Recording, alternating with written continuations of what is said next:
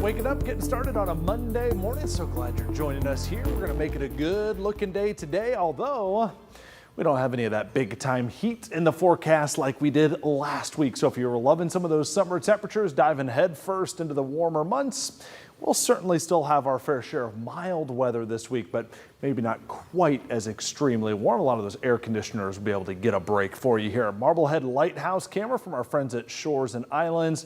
Still waiting for that sunrise to happen in a little less than an hour. Radar and satellite, we desperately need the rainfall. It is not coming in the next few days.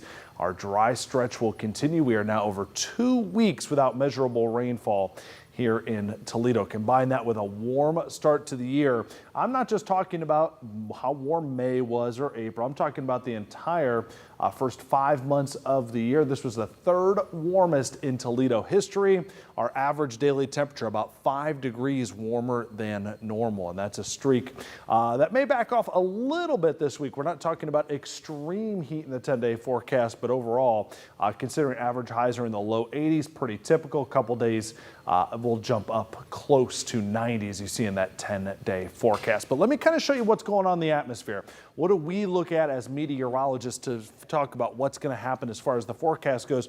Our dominating weather feature continues to be this area of low pressure off the eastern seaboard. It's basically going to sit there for the next week. And what that means is a north or a northeast wind for us. In the Gulf of Mexico, its moisture remains what we call cut off, or basically it can't return back to the north. It's why we haven't had many of those really heavy, muggy feeling days in the season so far.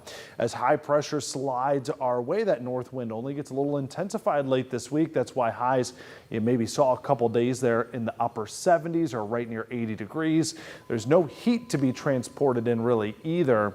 That's why there's not as many 90s in the forecast for the next week and a half. So hour by hour forecast here, I think you'll find today to be pretty comfortable. Little mix of clouds and sun at times. Some of the haze from some wildfires will be drifting overhead as well, so just be aware of that. High temperature in the low 80s today. Probably backs down to around 60 tonight, and then we're right back at it into the lower 80s for your Tuesday forecast.